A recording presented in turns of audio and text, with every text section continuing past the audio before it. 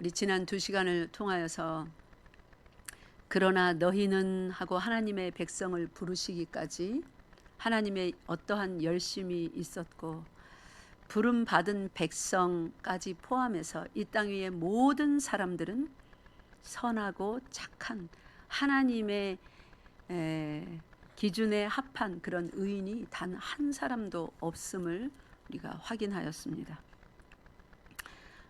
그리고 하나님의 백성으로 부름받은 우리 가운데에서도 얼마나 순종하지 못하는 완악한 그 광야 40년을 빙빙 돌았던 그 이스라엘 백성처럼 목이 곧으며 마음이 완악한지 생각을 도무지 바꾸려 하지 않는 그런 고집스러움이 우리 속에 여전히 이스라엘 백성과 동일하게 있는지를 우리가 배웠습니다. 그러는 우리들에게 하나님께서 질문하시죠. 아담아, 사람아, 네가 어디 있느냐? 사람이 제일 처음에 이 땅 가운데 태어날 때 뭐라고 말하면서 태어납니까? 네, 응애 하고 태어나죠. 뭐 표현하는 소리는 나라마다 언어가 다르니까 조금 다를 수 있지만 뭐 다 비슷하더라고요.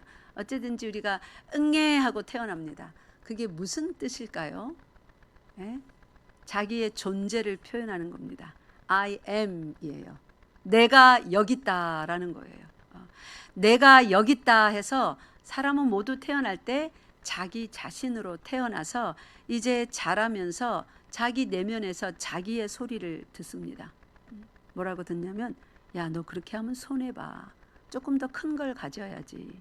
저 친구들 저렇게 할 때 너 그 정도 해서는 안 돼. 이렇게 조금 더 해야 그보다 좀 더 잘할 수 있고 좀 더 멋지게 살 수 있어. 그래서 자기 자신을 이롭게 하고 자기 자신을 남보다 좀 더 돋보이게 하고 무언가 더 많이 가지게 하고 좀 더 높은 자리에 올라가게 하는 최대한의 모든 노력을 또 생각을 낼 수 있는 모든 지혜를 그의 지식과 경험의 크기에 따라서 다 내서 말하기 시작합니다. 나다 하고 태어나서 그 나라는 존재를 세상 가운데 멋지게 성공한 사람으로 드러내기 위하여서 속에서 끊임없이 속에 사람이 그게 바로 우리 자신이죠. 내가 나에게 얘기합니다. 아기 때도 엄마가 빨리 안 봐주면 어떻게 합니까? 응애 하고 시작한 울음이 엄마가 빨리 안 봐줘요. 그럼 어떻게 해요? 30분 내내 응애 응애 합니까? 발악을 하죠. 저러다가 제가 죽으면 어떡하나 싶을 정도로 웁니다. 아이들의 우는 그 힘은 상상 초월을 하며 웁니다. 제가 우리 아이를 키울 때 어릴 때 하도 고집을 부리고 울음을 안 그쳐서 그래 그럼 실컷 울어라 하고 방에다 들어가라고 하고 문을 딱 닫았거든요. 얼만큼 울었는지 아세요? 으악 하고 크게 우는 울음을 오전이었는데 그래서 학교를 안 갔는지 유치원을 안 갔는지 모르겠어요. 오전인데 남편 퇴근할 때까지 울었습니다. 그래서 우리 남편이 나보고 저러다 애 죽는다. 너도 참 지독하다. 제 아침부터 저래 울은 거 지금까지 있냐? 맞다고. 저도 참 지독하죠. 지은이와 건이 중에 누군지는 상상에 맡기고 그렇게 울더라고요. 너무 울면 배꼽 튀어나오잖아요. 애들 죽을 만치 울면. 그렇게 발악을 하며 나를 내 존재를 내 의지를 관철하기를 그렇게 드러내는 거예요. 그게 사람입니다. 그런 모든 땅 위에 태어난 모든 사람들 중에 지난 시간 지지난 시간 말씀드린 대로 어떠한 과정을 거쳐서 하나님께서 당신의 백성들을 부르셨습니다. 당신의 소유로. 오늘 우리 베드로전서 2장 9절 따라오면서 여러분도 해보세요. 저 따라 해보세요. 시작. 그러나 너희는 택하신 족속이요 왕같은 제사장들이요 거룩한 나라요 그의 소유가 된 백성이니. 아멘. 다 동일한 사람들에 대해서 각각 조금씩 다른 표현으로 표현해 주신 것입니다. 우리는 하나님의 택함을 받아서 이 땅에 사는 모든 사람들과 구별된 삶을 살아야 되는 백성들로, 나라로 부름 받았어요. 그래서 그 앞에 거룩한이 붙습니다. 사람들은 월급 많이 주는데 쫓아갑니다.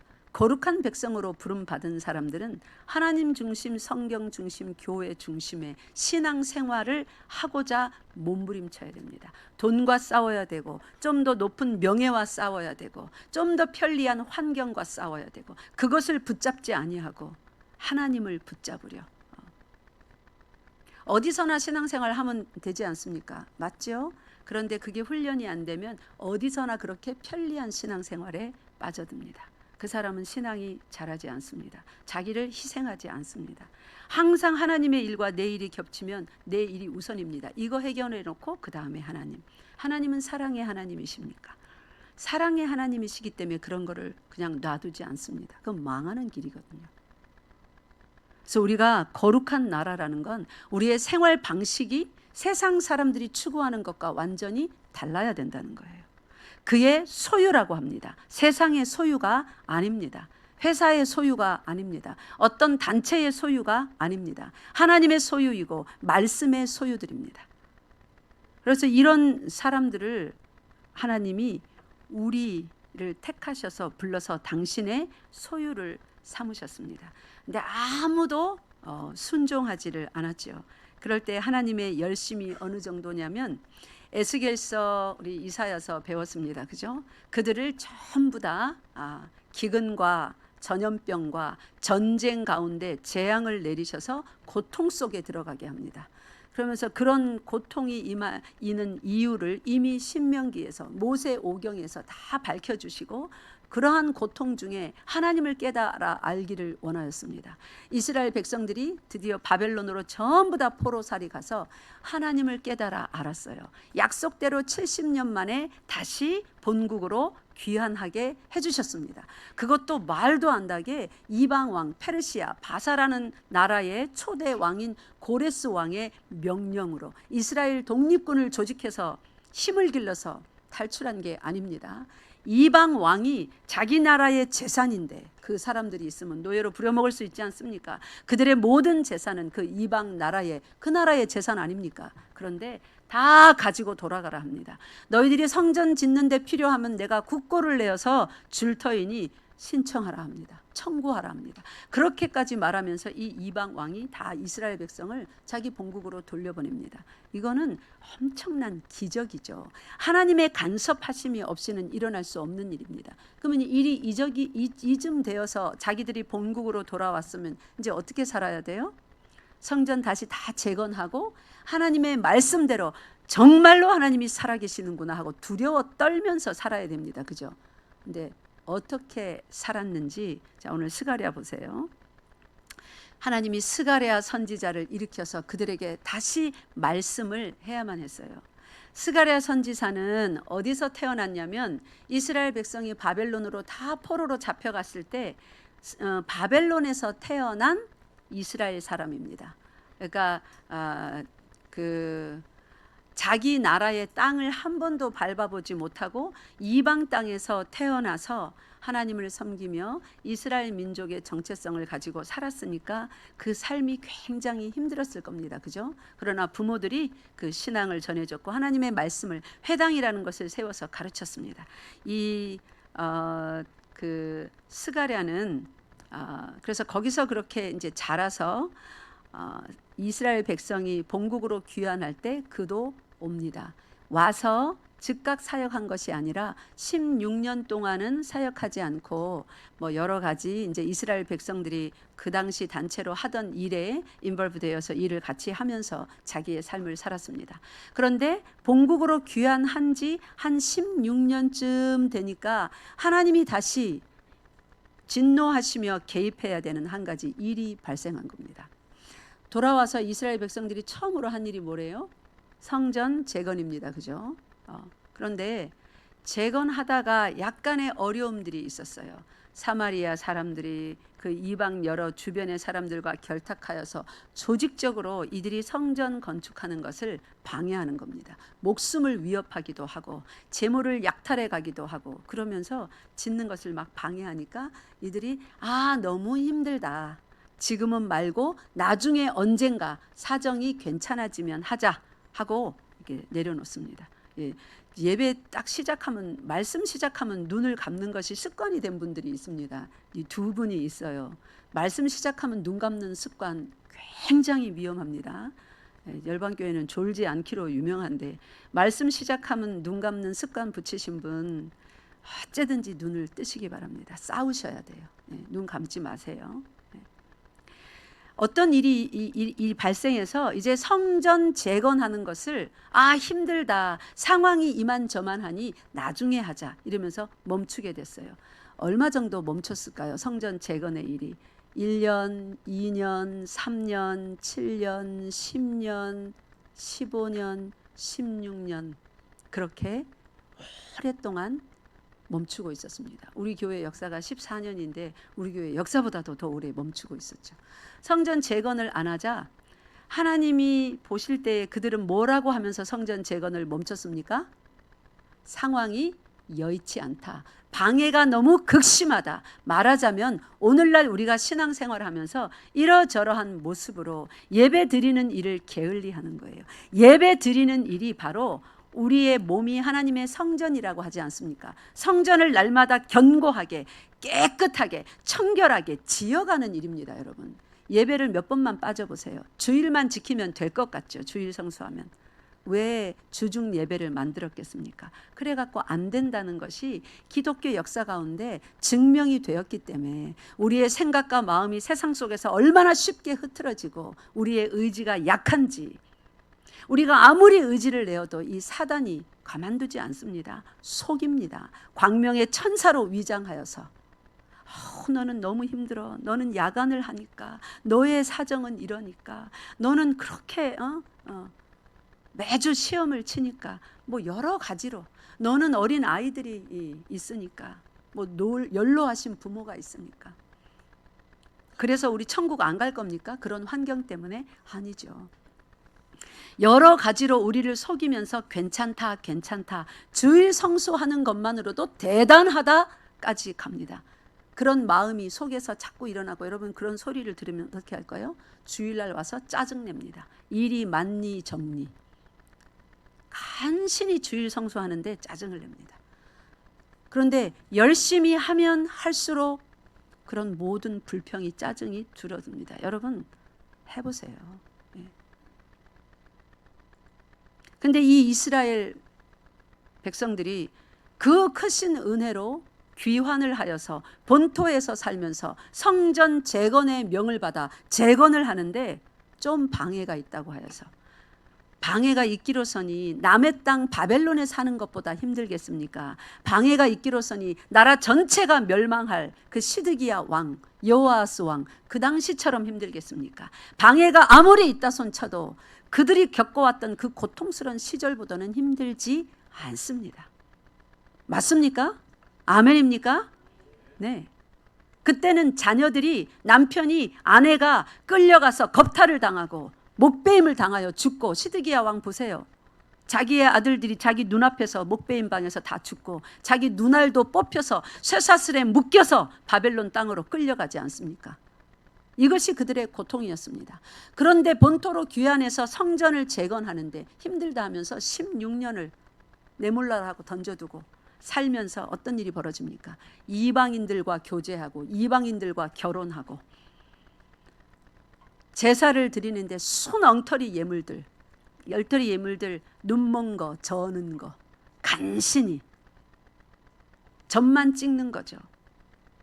제가 이런 얘기 잘 안 하는데 필요한 시점이 됐으니까 얘기할게요. 다음 주가 추수감사주일입니다. 제가 이제 헌금을 하고 나면 새벽기도 때 다시금 기도하고 성도들의 사정을 알기 위해서 또 감사 제목이 올라오고 하니까 헌금 봉투를 다 봅니다. 추수감사절 감사 헌금이 2만 원, 3만 원. 제가 어린 아이들 말하는 거 아니에요. 재직들인데, 재직은 교회의 기둥들입니다. 교회의 살림을 도맡아 하는, 교회를 세워가야 되는 5만 원 추수감사헌금을 그렇게 드리신 분들이 있더라고요. 몰라서 그랬겠지. 그리고 또 이제 교육을 합니다. 네, 이게 바로 그러한 태도예요. 추수감사는 그렇게 하는 거 아닙니다. 11조만큼 최선을 다해서 한 해를 돌아보며 감사드리는 것이, 또 그 당시 너무 환경이 어려울 수도 있죠. 그 어려운 환경에 최선을 다하여 살아계신 하나님께 감사의 예물로 1년에 한 번 올려드리는 것이 추수감사입니다. 그러니까 말하자면 이 성전을 재건할 당시에 이스라엘 백성들의 타락의 정도가 신속하게 타락해서 오늘날 예배 한 번 빠지고 두 번 빠지면서 나는 잘할 수 있어, 이 환경이 해결되면, 그렇게 느긋하게 마음을 먹고 있는 우리들과 동일하게 그들도 사마리아인들이 방해하니까, 이 이방인들이 이 손잡고 결탁해서 우리를 해코지하니까 언젠가 상황이 좋아지면 하고 넋놓고 있었던 것입니다. 절대로 상황이 좋아지지 않습니다. 어려운 상황에 믿음으로 내가 발을 딛고 뚫고 나갈 때 홍해 바다가 갈라지는 것입니다. 믿습니까? 홍해 바다가 갈라진 것 보고 그리로 뛰어가는 것 아닙니다. 시퍼런 물이 흐르는 것 보면서도 하나님께서 그리 인도하시니 바다 앞으로 가는 거예요. 죽을 것 같은 두려움과 공포 속에서도 길이 되어주시는 예수 그리스도 한 분 보고 내 물질, 내 상황, 내 직업, 내 친구, 그런 거 의지하지 않는 거예요. 이것을 신앙이라 하고 믿음이라 합니다. 믿음은 뭐냐면 사랑을 바탕으로 한 신뢰를 믿음이라 합니다. 여러분, 하나님을 얼마나 믿으세요? 하나님을 믿는다는 것은 하나님을 너무나 사랑해서 그분을 신뢰하는 거예요. 그래서 무엇이든지 마음에 감동 주면 즉시 고치는 것입니다. 여러분, 그걸 즉시 따르지 않으면 어떻게 되는 거예요? 여러분의 마음이, 인간의 마음이 살찝니다. 아무것도 할 수 없어요. 한 발도 못 나갑니다. 삶에 꽉꽉 둘러싸임을, 우겨싸임을 당해서 예배는 무슨 예배, 내가 죽게 생겼는데, 이렇게 되는 거예요. 그리고 죽는 길로 자기 발로 나갑니다. 여러분, 정신을 차려야 돼요. 그래서 하나님께서 이스라엘 백성들에게 그러나 너희는 택하신 족속이요 하고 부르신 이스라엘 족속인데 또 그러고 있으니까, 멸망을 해봤고 남의 땅에 종살이도 해봤는데 귀환을 시켜주니까, 기적과 같이 이방 왕의 명령으로 귀환을 시켜주니까 그거 조금 성전 재건하다가 힘들다 하면서 또 다 놔버리고 있으니까 하나님이 스가랴 선지자를 일으켜서 말씀을 하십니다. 근데 야단치는 말씀을 하는 것이 아닙니다.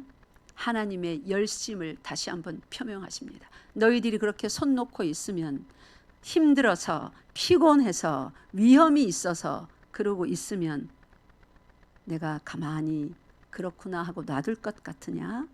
나는 이러한 열심이 있는 살아있는 너희의 하나님이다 라는 것을, 구원을 약속하시면서 다시금 이렇게 밝히십니다. 그러니까 반드시 우리가 있어야 될 그 신앙의 자리, 믿음의 바른 자리에 돌아올 때까지 하나님은 쉬지 않으시고 붙잡고 흔드신다는 말씀이기도 하죠. 우리 성경 스가랴 10장 8절부터 12절까지 다 같이 읽겠습니다. 시작. 내가 그들을 향하여 휘파람을 불어 그들을 구속하였음이라. 그들이 전에 번성하던 것 같이 번성하리라. 내가 그들을 여러 백성들 가운데 흩으려니와 그들이 먼 곳에서 나를 기억하고 그들이 살아서 그들의 자녀들과 함께 돌아올지라. 내가 그들을 애굽 땅에서 돌아오게 하며 그들을 아수르에서부터 모으며 길르앗 땅과 레바논으로 그들을 이끌어 가리니 그들이 거할 곳이 부족하리라. 내가 그들이 고난의 바다를 지나갈 때에 바다 물결을 치리니 나일의 깊은 곳이 다 마르겠고 아수르의 교만이 낮아지겠고 애굽의 규가 없어지리라. 내가 그들로 나 여호와를 의지하여 견고하게 하리니 그들이 내 이름으로 행하리라. 나 여호와의 말이니라. 아멘. 여기 끝머리에 보면 내가 그들로 나 여호와를 의지하여. 그러니까 지금 현재 스가랴를 보냈던 그 당시 이스라엘 백성들이 본토로 70년 종살이를 마치고 포로살이를 마치고 귀환을 했는데 여전히 여호와를 의지하지 않고 있다는 말입니다. 그죠? 삶이 이래저래 힘들고 위협을 받기까지 합니다 하면서 여호와를 의지 안 한다는 말이에요. 여러분에게 질문합니다. 여러분의 삶이 여러 가지 어려운 점들이 지금 참 많으시죠? 그 삶에서 누구를 의지하고 있습니까? 그 몇 푼 되지 않는 그 돈 아직도 의지하십니까? 그 돈 열심히 벌면 지금의 어려움이 그 빚이 다 청산될 것 같습니까? 그리고 그 다음에 신앙생활 잘할 것 같습니까? 천만의 말씀입니다. 누구를 의지합니까? 무엇을 의지합니까? 정신을 바짝 차려야 됩니다. 정말로 사단은 우리를 속일 때 그럴듯하게 속아서 여러분이 속아 넘어간 것조차도 몰라요. 저도 이 일정 기간 속아 있었습니다. 그래서 오늘 아침에 정신이 바짝 드는 거예요. 어제 저녁에. 뭘 속아 있었냐면 이렇게 저래 흐트러지는 모습들을 보면서도 말하면 자식이 좀 힘든데 얼마나 힘들면 그럴까. 상처될까 봐 말을 못하고 목사로서 해야 될 말을 자꾸 삼가했던 거예요. 하나님이 목사를 교회에 왜 말씀의 사자로 교회의 대표로 성도들을 치는 목자로 두셨는지 내 본분을 망각하고 힘든데 상처받을까 봐 이러면서 내가 성도들을 위한답시고 내 자리를 조금 이탈해 있더라고요. 그래서 어제 저녁에 오늘 아침에 하나님 앞에 참으로 황망했습니다. 그래서 제가 당장 오늘 아침부터 내 자녀하고 대소동을 벌이며 전쟁을 시작했습니다. 여러분, 깜빡하면 속아 넘어갑니다. 아담아 아담아 네가 어디 있느냐. 창세기에서 주셨던 그 아담에게 주셨던 질문은 아담은 사람이라는 뜻입니다.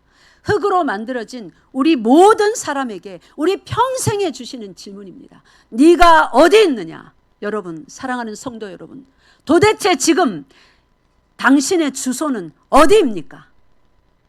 그 정도 예배 드리면 되는 것입니까?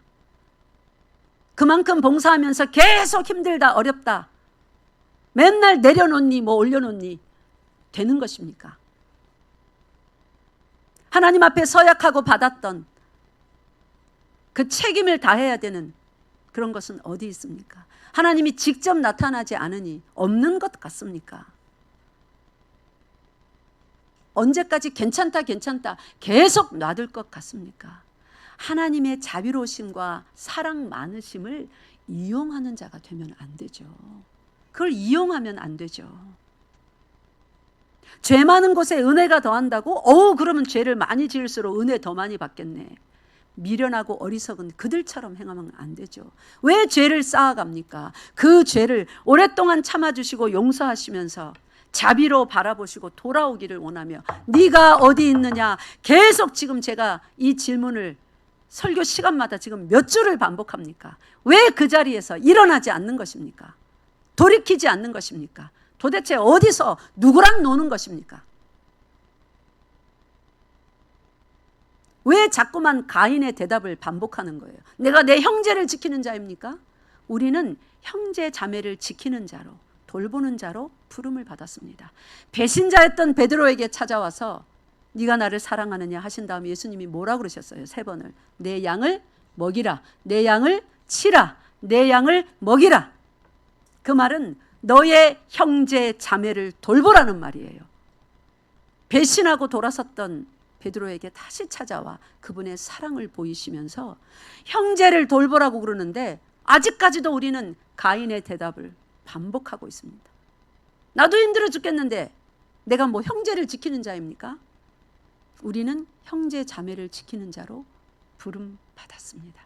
그것이 이 땅에 사는 사람들과 다른 거룩한 백성이라는 그 칭호의 뜻입니다. 이 땅에 사는 사람들은 자기가 제법 살만하면 형제자매 돌봅니다.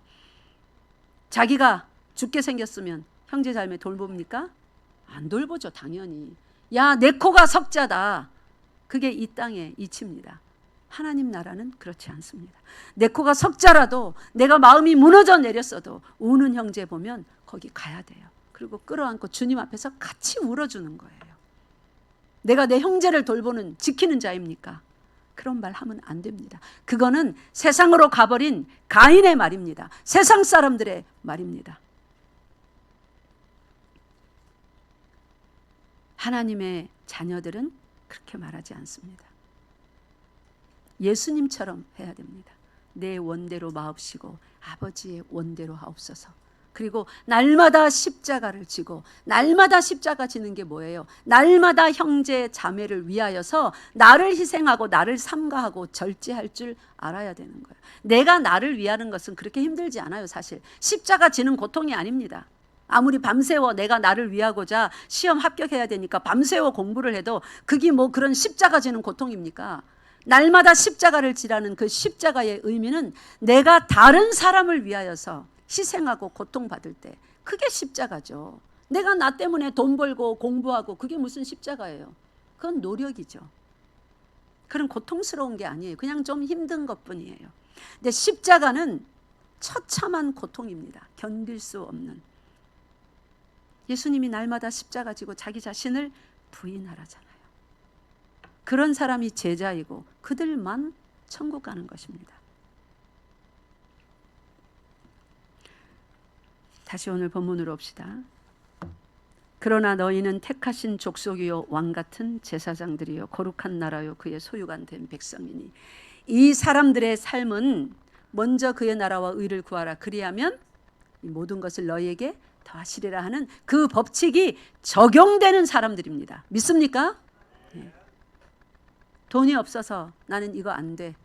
그렇게 하지 마세요. 없어도 해야 될 것을 해보세요. 그 사람이 경험합니다. 하나님의 기적이라는 것을. 없어서 못해가 아니라 없어도 해야 되는 일을 할 때에 하나님이 재물을 열어주십니다. 계속 그렇게 고통당하지 마시고 해야 될 일을 하십시오.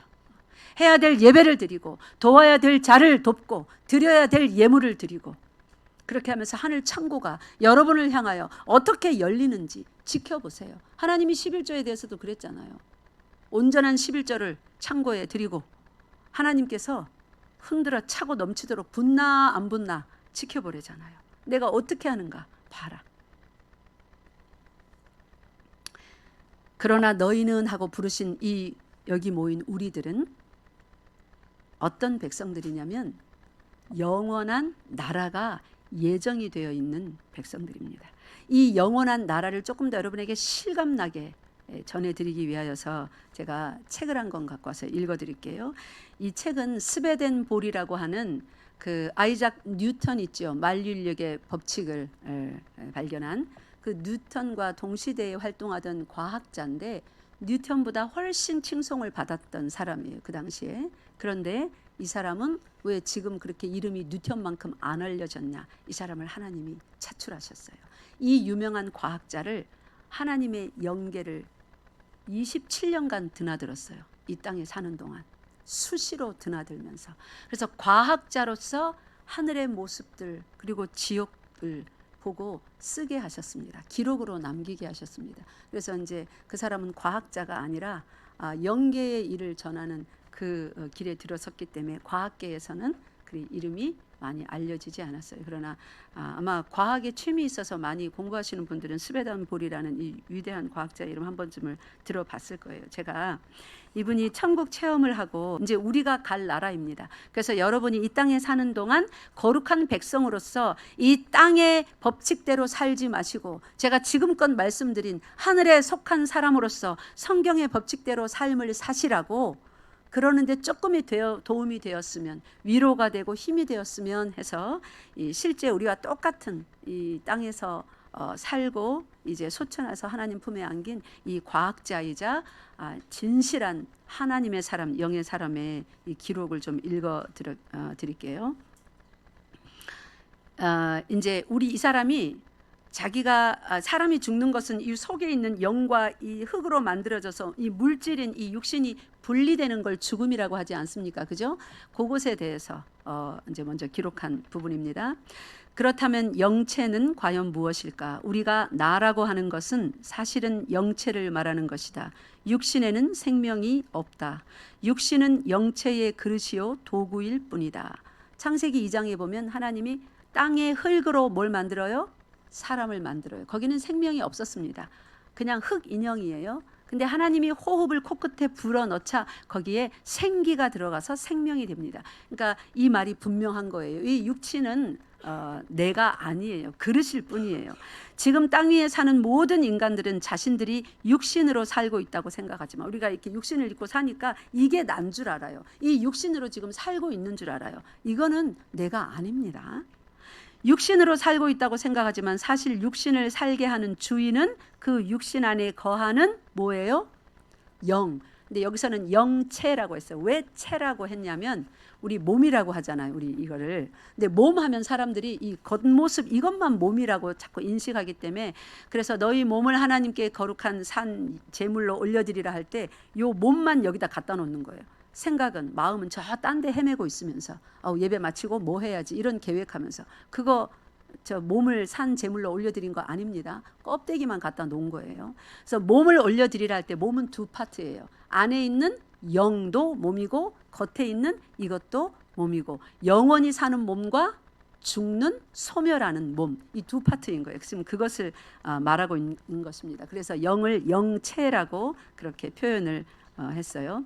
과연 영체는 어떻게 생겼을까? 옷을 벗어 알몸이 되었다고 자신의 모습과 오관과 사고와 의식의 변화가 있는가? 옷을 입었을 때나 벗었을 때나 나는 똑같은 사람인 것이다. 이 생각을 발전시켜서 내가 입고 있는 옷이 육체라고 생각해보자. 육체는 자기 영체의 옷이다. 그 옷을 벗었다고 내가 달라질까? 영체야말로 바로 자신이며 옷을 벗어도 완전한 인간이다.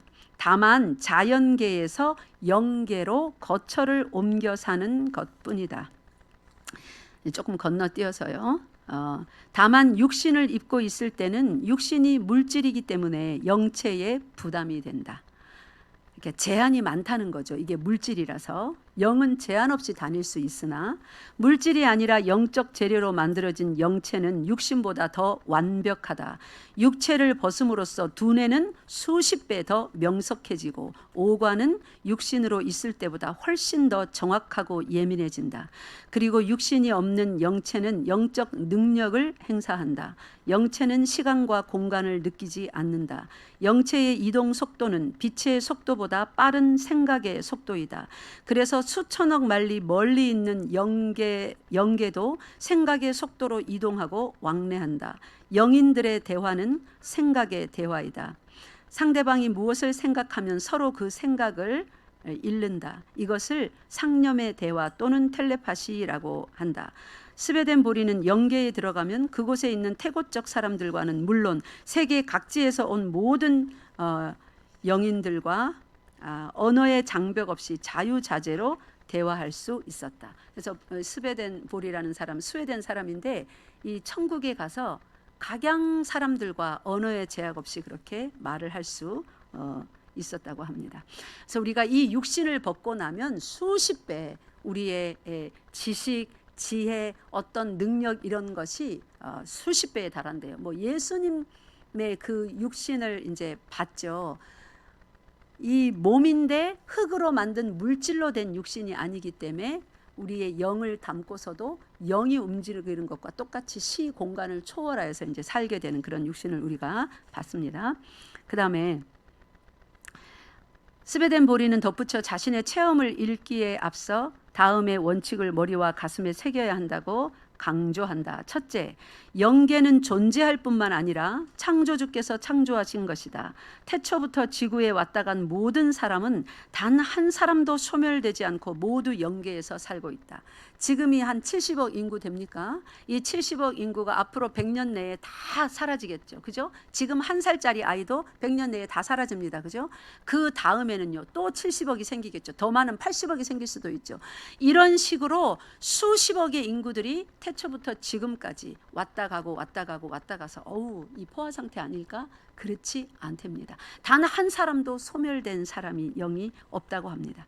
둘째, 사람의 몸은 사실은 둘이다. 하나는 육신이요, 하나는 영체이다.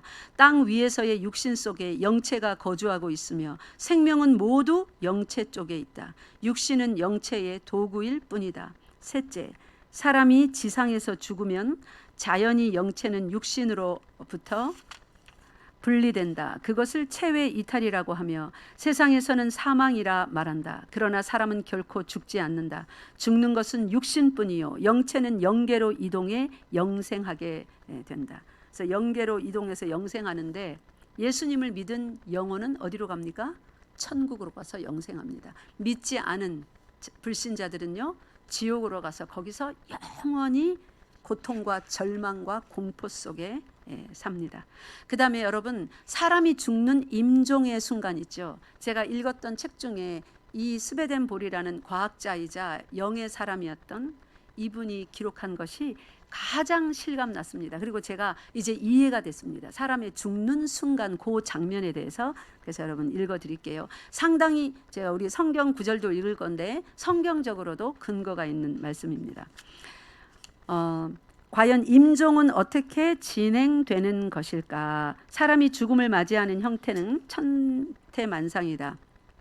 죽음에는 많은 경우 말할 수 없는 고통이 따른다. 그러나 육신의 고통은 임종 전에 반드시 사라지고 곧 이루 말할 수 없는 평안이 찾아온다. 이 평안은 임종자가 일찍이 생존 시에 느끼지 못한 평안이다. 고통스러울 것이라는 만인의 예측과 달리 임종자는 하늘에 오르는 듯한 환희를 느낀다. 육체로는 임종자가 혼수 상태에 있는 것처럼 보이지만 그 순간 임종자의 영적 감각은 명석하고도 명료하다. 그때 임종자는 가족이나 의사가 아닌 방문객이 자신의 곁에 와 있음을 인지한다. 이는 영계에서 보내온 안내 영들인데, 즉 우리 성경으로 말하면 천사를 말하는 겁니다. 안내 영들인데 영인들인데, 영으로 된 사람, 천사를 말하는데 여기 번역에는 영인이라고 해놨어요. 안내 영인들인데 대개 두 사람의 영인이 같이 나타난다. 안내 영인들은 임종자가 마지막 숨을 거두기를 기다린다. 임종자의 심장 박동이 멈추는 순간 의사는 임종자의 사망을 선언하고 임석한 가족의 오열이 시작된다. 이때 안내 영인, 즉 천사들이죠. 천사들은 임종자의 영체가 육신으로부터 분리되는 것을 돕는다. 임종자가 침대에 있을 경우 임종자의 영체가 육신으로부터 이탈되어 벌떡 일어난다. 하지만 임종자의 육신은 그대로 침대에 남아있다. 임종자는 아무런 고통을 느끼지 않으며 승천하는 기분의 환희를 맛보게 된다. 이때 임종자의 영적 오관이 서서히 깨어난다. 육적 오관은 사라지고 그 대신 영적 오관이 열리며 그동안 전혀 인식하지 못했던 영의 세계가 눈앞에 나타나게 된다. 이것은 텔레비전의 채널을 바꾸는 것과 같다. 흑백 화면을 보고 있다가 채널을 바꾸어 갑자기 컬러 화면이 나타나듯이 딴 세계를 보는 것과 같다. 그때 임종자는 벌써 영인이 되어 있는 것이다. 이제 임종자는 육신을 벗고 영으로만, 우리가 새 몸을 받을 때까지는 영으로만 존재한다는 그런 말입니다. 그리고 분리된 영체는 안내 영인의 따뜻한 보살핌 가운데 침대에서 내려오거나 천장에 부유한다. 임종자는 천장에서 자기 육체를 내려다본다. 그러나 슬픔이나 연민은 느끼지 않는다. 통곡하거나 슬퍼하는 가족들도 보이고 때로는 의사가 자기 사체에 응급조치를 취하는 상황을 내려다보기도 한다. 임종자의 영체는 그들의 대화를 들을 수 있다. 의사가 가족들에게 임종했습니다 하는 소리도 듣는다. 임종한 영인의 기분은 아주 상쾌하다. 몸이 날아갈 듯 가볍다. 황홀함을 느낀다. 안내 영인은 영계로 안내할 준비가 다 되어 있다. 안내 영인은 임종한 영인을 안고 영계로의 비상을 시작한다. 임종한 영인은 황홀감과 기쁨 속에 영계로 들어간다. 자, 이제 이렇게 해서 죽음의 그 순간에 육신과 영이 분리하여서 천사에 의해서 그렇게 이제 영계로 들어간다고. 이제 이 사람의 어쨌든지 개인적인 경험을 기록한 것이니 성경 말씀처럼 신뢰할 필요는 없습니다. 그러나 상당히 근거가 있는 말씀입니다. 그 영인이 두 사람이 온다고 그러죠. 그 임종을 준비시켜주고 하늘로 데려가기 위하여서. 성경에도 보면 이러한 말씀들이 곳곳에 있습니다. 한번 마태복음, 우리 천사에 대한 것은 자주 접하는 구절은 아니지만 오늘 읽어봅시다. 마태복음 18장 10절. 마태복음 18장 10절. 우리 모두에게는 하나님께서 천사들을 동원하여서 우리를 살피고 돕게 하신답니다. 10절 시작. 삼가 이 작은 자 중에 하나도 없인 여기지 말라. 너희에게 말하노니 그들의 천사들이 하늘에서 하늘에 계신 내 아버지의 얼굴을 항상 배옵느니라. 아멘. 그들의 천사들이니까 천사 한 명 이상이라는 거죠. 그죠? 여기 이 사람은 2명을 보았답니다. 항상 그 사람이 임종할 때. 그러니까 우리 각자에게 하나님께서 천사들을 보내셔서 돕게 하시는데, 우리가 누군가를 해치거나 힘들게 하면 그 사람의 천사들이 하나님 앞에서 하나님의 얼굴을 배웁고 있다고 하는 것입니다. 또 마태복음 24장 31절 봅시다. 마태복음 24장 31절 시작. 그가 큰 나팔 소리와 함께 천사들을 보내리니 그들이 그의 택하신 자들을 하늘 이 끝에서 저 끝까지 사방에서 모으리라. 아멘. 이것은 물론 마지막 날에 그렇게 이제 다 하나님의 백성들을 모은다는 그 구절이긴 합니다. 그러면 마지막 날에 이 땅에서 하나님의 백성들을, 천사들을 동원해서 불러 모으시는데 우리 각자가 개인적으로 죽음을 맞이할 때는 천사들을 사용하지 않으실까요? 그럴 리 없습니다. 그죠? 하나님께서 천사들을 사용하셔서 우리 각 개인의 임종의 순간에도 돌보신다고 보는 것이 합당합니다. 마지막 한 구절만 더 읽겠습니다. 요한복음 20장 12절입니다.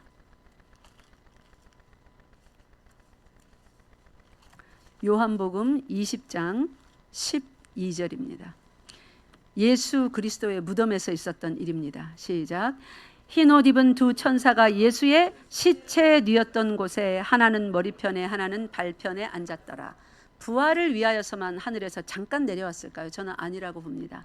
예수께서 십자가에서 운명하시며 그 영이 떠날 때부터 천사들이 수종 들었을 것입니다. 성경의 다른 여러 구절, 제가 오늘은 시간상 거지 나사로 얘기는 읽지 않았습니다. 이런 것을 볼 때에 우리가 임종하는 그것이 절대로 마지막이 아닙니다. 하나님의 천사들이 내려와서 우리 임종 순간에 이 속에 있는 나, 그 영이 나입니다. 영혼이, 그죠? 이 육체와 분리되는 것을 돕고 우리를 데리고 하나님 나라로 올라가서 우리에게 주실 그 새로운 몸을 기다리게 합니다. 사랑하는 성도 여러분, 우리의 목적지가 여기일진데 어찌하여 땅에 사는 동안 조그마한 돈에, 조그마한 명예에 연연해하며 하나님이 계속적으로 네가 어디 있느냐 말씀하시는데 걸음을 옮기지 않는다는 말입니까? 그럼 하나님 앞에 무슨 신호를 자꾸만 보내시는 것입니까?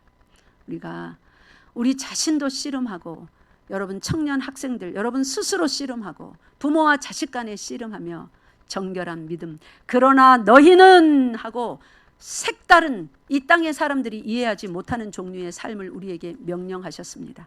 그의 어두운 데서 우리를 불러낸, 죽음과 사망에서 저주에서 불러난 그의 아름다운 덕을 선전하기 위하여 우리를 불러냈다고 합니다. 그 덕을 선전하는 사람으로 부름을 받은 우리가 돈에 매여서, 명예에 매여서, 그저 삶의 조그만 어려운 환경에 매여서 정신을 못 차리고 있다면 그게 그 아름다운 구원의 덕을 선전하는 모습입니까? 절대로 그럴 수가 없겠죠.